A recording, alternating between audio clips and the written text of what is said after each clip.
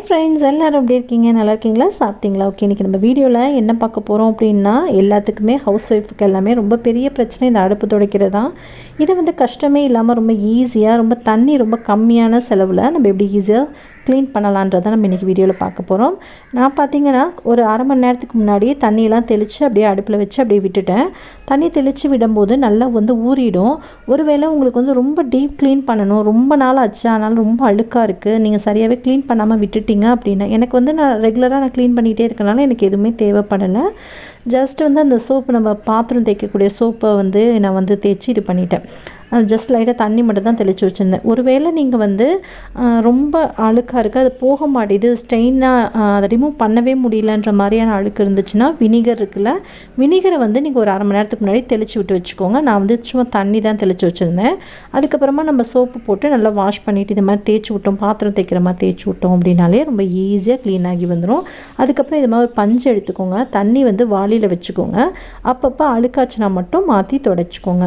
நீங்கள் ஃபுல்லாகவே கழுவி விடுறீங்க அப்படின்னா உங்களுக்கு தண்ணி ஜாஸ்தி செலவாகும். அதை க்ளீன் பண்ணுறதுக்கு ரொம்ப கஷ்டமாக இருக்க மாதிரி இருக்கும். தண்ணி எடுத்து எடுத்து விடுற மாதிரி ஒரு மாதிரி கஷ்டமாக இருக்கும். கீழே மேலேயும் சிந்திட்டு ரொம்ப கஷ்டப்படுற மாதிரி இருக்கும். பட் நம்ம இது மாதிரி வாளியில் தண்ணி எடுத்து புழிஞ்சிட்டு நம்ம வேறு தண்ணி மாற்றிட்டு நம்ம யூஸ் பண்ணும்போது ரொம்ப ரொம்ப சீக்கிரமாக நம்ம வந்து க்ளீன் பண்ணிட்ட மாதிரி ஒரு ஃபீல் இருக்கும். நல்லா நீட்டாகவும் இருக்கும். அது மட்டும் இல்லாமல் தண்ணியும் கம்மியான முறையில் செலவாகும். ஸோ அதனால் இது மாதிரி ட்ரை பண்ணி பாருங்கள். இது கூடவே வந்து இன்னொரு வீடியோவும் சேர்த்து அட்டாச் பண்ணியிருக்கேன். என்னென்னு பார்த்தீங்கன்னா, நம்ம பைப்புக்கு கூடலாம் வந்து பார்த்திங்கன்னா உப்பு கரை நிறையா இருக்கும் இல்லையா, அந்த உப்பு கரையெல்லாம் வந்துட்டு அவ்வளோ சீக்கிரம் போகவே போகாது. கொஞ்ச நாள் ஆயிடுச்சுன்னா அந்த தண்ணியில் இருக்க உப்பா இல்லை சோப்பு தெரிச்சு அந்த சோப்போட கரையான்னு தெரியல, என்னுடைய பைப்பு என்னோடய ஷிங்க்குக்கு கீழே பார்த்திங்கன்னா அவ்வளோ அழுக்காயிடுச்சு. அதையும் வந்து க்ளீன் பண்ணுற வீடியோவும் இது கூட நான் அட்டாச் பண்ணியிருக்கேன். அதுக்கு நான் என்ன யூஸ் பண்ணேன் அப்படிங்கிறதையும் நான் இது கூட ஷேர் பண்ணியிருக்கேன். அப்படியே வீடியோவை ஸ்கிப் பண்ணாமல் பாருங்கள். இப்போ பார்த்திங்கன்னா இதே மாதிரி தான் ஃபுல் அண்ட் ஃபுல் வந்து தண்ணி க்ளீன் ஆகுற வரைக்கும் கொஞ்சம் அழுக்கில்லாத அளவுக்கு பார்த்து தண்ணி நம்ம எடுத்து நம்ம மாற்றிட்டு நம்ம இது மாதிரி தொடச்சி எடுத்துக்கிட்டோம். நல்லா வந்து பஞ்சு வச்சு எல்லா பக்கமும் வந்து தொடச்சி க்ளீன் பண்ணி எடுத்ததுக்கப்புறமா நம்ம நார்மல் ட்ரை கிளாத் இருக்குது பார்த்திங்களா, ட்ரை கிளாத் வச்சு ஒரு தடவை தொடச்சி விட்டிங்கன்னா இன்னும் நீட்டாக இருக்கும், பளிச்சுன்னு இருக்கும்.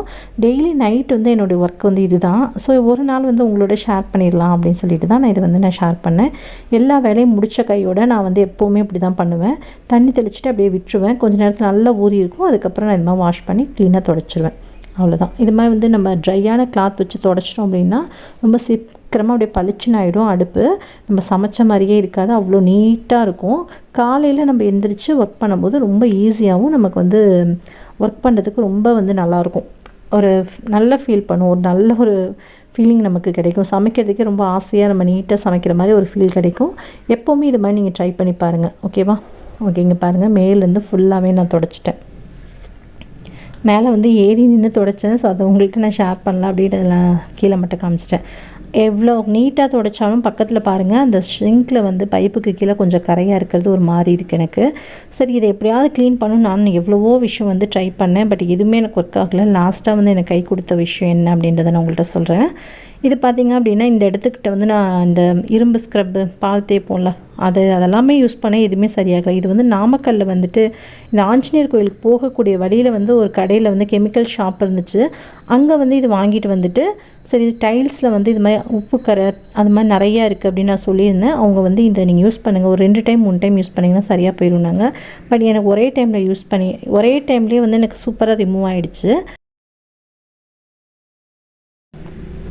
இப்போ நம்ம யூஸ் பண்ணி பார்க்கலாம். இது வந்து பார்த்திங்க அப்படின்னா கையில் கவர் போட்டுட்டு அதுக்கப்புறமா யூஸ் பண்ணுங்கள்.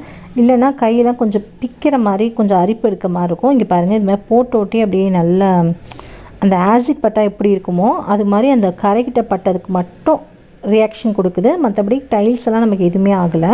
டைல்ஸ் அந்த கரையில் பட்டோட்டி அந்த கரை இருக்கிற இடத்துல மட்டும் அப்படியே பொரிஞ்ச மாதிரி அப்படியே உடனே வந்து க்ளீன் ஆகிடுச்சின்னு வச்சுக்கோங்களேன்.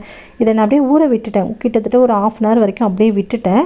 பட் எனக்கு அவ்வளோ நேரம் தேவைப்படவே இல்லை. அது கொஞ்ச நேரத்துலேயே வந்து நல்லா அந்த அந்த அந்த சோப்புக்கிட்ட போடும்போது அது நல்லா ரியாக்ட் ஆகிட்டு நல்லாவே க்ளீனாக எனக்கு கிடச்சிச்சு. இங்கே பாருங்கள், இந்த இடத்துல நான் போடுறேன். இந்த இடத்துலலாம் போடும்போது கொஞ்ச நேரத்துலேயே அப்படியே வந்து நல்லா க்ளீன் ஆகிடுச்சு. அப்படியே பொரிஞ்ச மாதிரி ஒரு மாதிரி வந்துச்சு.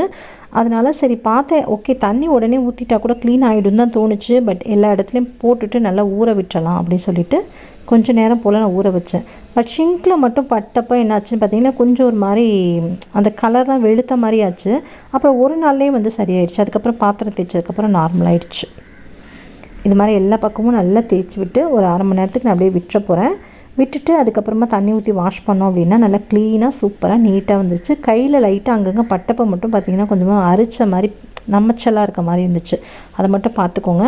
இதை ஒரு டைம் இல்லை, ஒரு 2 டைம் வந்து இதே மாதிரி திரும்ப திரும்ப அந்த இடத்துல போடணும். ஒரே நாள் தான், ஒரே டைமிங் தான். பட் வந்து அதே டைம்லேயே போட்டுட்டு திரும்ப திரும்ப மேலே ஒரு 2 டைம் 3 டைம் போட்டோன்னா சரியாகுது. இங்கே பாருங்கள், இது மாதிரி தேய்ச்சி விட்டோன்னா நல்லா க்ளீனாக போயிடும். இப்போ நான் எல்லாம் ரெடி இதாகினதுக்கப்புறமா வந்து இந்த இரும்பு ஸ்க்ரப்பை வச்சு அங்கங்கே தேய்ச்சி விடுறேன். பார்க்கும் போதே உங்களுக்கு கண்டிப்பாக தெரியும், நல்லா ஈஸியாக போகுது பாருங்கள். இந்த அளவுக்கு நீட்டாக போகுது அப்படின்னு சொல்லி உங்களுக்கு தெரியும்னு நினைக்கிறேன். ஓகே, இது எல்லாத்தையும் நல்லா க்ளீன் பண்ணிவிட்டு கொஞ்சம் நேரம் ஊற விட்டுட்டு அதுக்கப்புறம் நம்ம வாஷ் பண்ணிடலாம். பாருங்கள் எவ்வளோ சூப்பராக பளிச்சுன்னு ஆயிடுச்சுன்னு. அந்த இடத்துல ஊற வச்சு ஒட்டி கொஞ்சம் லைட்டாக தண்ணி விட்டு அப்படியே க்ளீனாக வந்துருச்சு. இப்போ எல்லா பக்கமும் தண்ணி ஊற்றி நல்லா வாஷ் பண்ணி க்ளீன் பண்ணிடலாம். 1/2 மணி நேரம் கூட தேவையே இருக்காது. அதிகபட்சம் 5 நிமிஷம் 10 நிமிஷத்தில் நல்லா க்ளீன் ஆகிடும். இது வந்து எங்கே வாங்கினேன் அப்படின்னா கரெக்டாக எனக்கு அட்ரஸ் சொல்ல தெரில. அதான் வந்து நான் ஆஞ்சநேயர் கோயிலுக்கு போகிற வழியில் ஒரு சந்து மாதிரி போனோம். அங்கே வந்து இந்த கெமிக்கல் ஷாப் இருந்துச்சு. ஒருவேளை நான் மறுபடியும் அங்கே போனேன் அப்படின்னா கூட நான் அந்த கடை நேமை வந்து அட்ரஸ் வந்து நான் கீழே டிஸ்கிரிப்ஷனில் கொடுக்குறேன். ஒருவேளை நாங்கள் போனேன் இல்லை தெரிஞ்சிச்சு அப்படின்னா கூட நான் உங்களுக்கு கடை நேம் அட்ரஸ் கொடுக்குறேன். ஓகேங்களா? ஓகே ஃப்ரெண்ட்ஸ், உங்களுக்கு இந்த வீடியோ பிடிச்சிருக்குன்னு நினைக்கிறேன். வீடியோ பிடிச்சா வீடியோக்கு லைக் கொடுங்க. உங்கள் ஃப்ரெண்ட்ஸ் அண்ட் ஃபேமிலியோடையும் ஷேர் பண்ணிக்கோங்க. மறக்காமல் நம்ம சேனலை சப்ஸ்கிரைப் பண்ணிக்கோங்க. தேங்க்யூ.